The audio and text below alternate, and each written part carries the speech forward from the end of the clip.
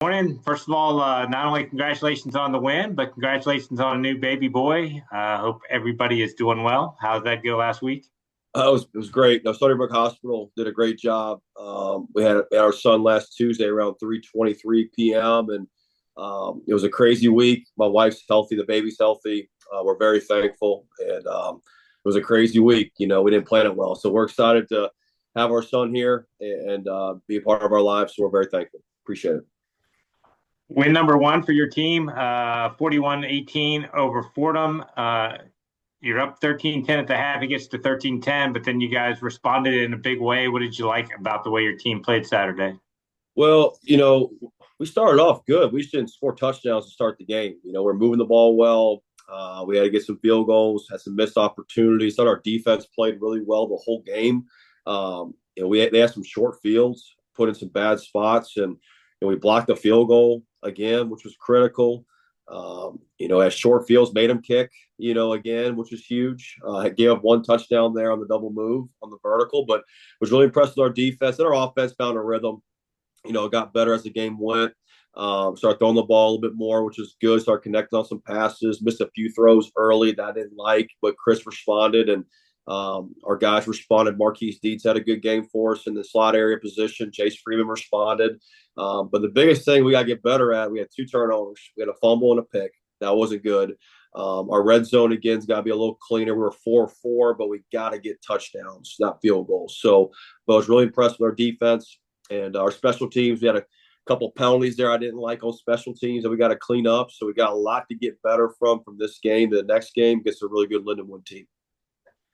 Let's start with that defense. As you said, they pitched a shutout in the first half. Turnovers kind of led to the other points. But a couple of interceptions, 4 sacks. What were they able to do so well on Saturday? Well, I think the two position groups that really played well was our defensive line and our secondary, really our corners. They did a really good job. And some of our sacks were coverage based. Like we're covering guys really well. And other times we're just went off the line of scrimmage. And, Daishier Clary had a really good game for us up front, the nose position. Sebastian Reedus had a sack. Franco Milano had a sack. Josh Leith came off the bench, did a nice job as a true freshman. Did a really good job. Jaden Jackson got some snaps, and I really thought our corners, AK, Cam, and Miles, played some good bump and run coverage on the receivers. They challenge you vertically and horizontally with their pass game, so it was good to see that. And then Anthony Frelly had a pick there on the tip, which is huge. You run the football, good things happen. So I just didn't like that last touchdown they got.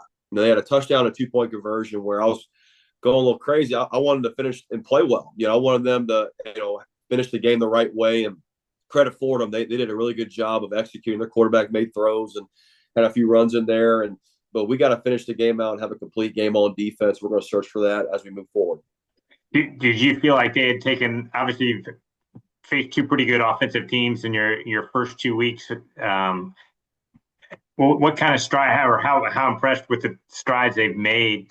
And I know you still see stuff you got to improve, but impressed with the strides they made? Yeah, definitely. Even the Rhode Island game, there were some good moments. When you play against a really good team like that, we got to execute better. But definitely there's some strides. You want to keep getting better. You want to be a team that's on the rise consistently. And we got a great challenge this week with Lindenwood. Their quarterback's a great player. So we got our hands full again this week. So it's good to see that. But we got to be consistent. That's going to be the most critical thing moving forward is consistency and playing a 4-quarter ball game. Switch over to the offense. Chris Ellis, you touched on it a little bit. 21-28 through the air for 260 yards and 3 touchdowns, a career high for him. And we've seen over the last couple of weeks his ability with his legs, with 53 yards on the ground. What was he able to do so much better to be able to throw at 75% completion, right? Well, you talked about his accuracy. He started hitting the passes that were there.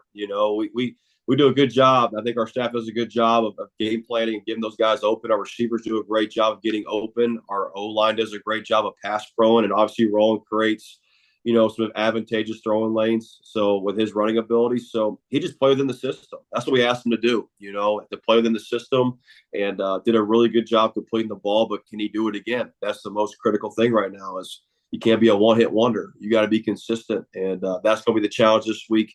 Let's play against a really good Lindenwood defense. People around the league have obviously seen Chris. He's played a lot of snaps at this level, but when you make the change into a different system, how challenging that is that for a quarterback? It is. It's challenging. It definitely is. How you coach them, how you teach them, the fundamentals you teach. I think that's where it starts. Like everybody has different fundamentals of quarterback play, and I'm not saying we're reinventing the wheel, but everybody kind of teaches the quarterback a little bit different. So, and then obviously the schematics are the schematics. So it takes time. I'm glad he got here in December, really January, to give himself some calendars. Winter, spring, summer, fall, to improve. And I think he has to keep getting better, even as an older player. A guy that's a senior, he's got to continue to get better. And I think he likes that challenge. We do that for him. We keep him humble, keep him hungry, and he knows there's more out there for him to improve. But definitely, I think him being here in January helped, and he's progressing as we go. So it's good to see. And then you touched on Marquise Thief, another familiar name around the league, but his first breakout game for you, 6 catches, 120 yards. What does he bring to your offense?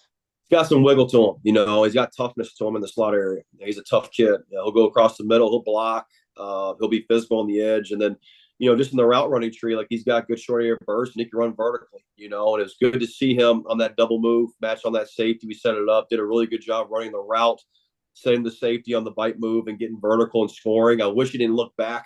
I wish he just goes scores.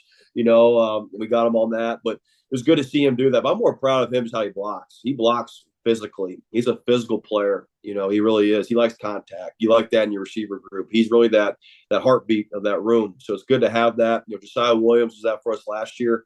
So it's good to see Dietz do that. And hopefully he does again this week. You guys, as you touched on, back on the road, pretty long road trip to a Lindenwood team that's 1-2, coming off a win last week against Charleston Southern, and they've got a game against App State that they only lost by a touchdown. As you've started to study them, what are the challenges they present?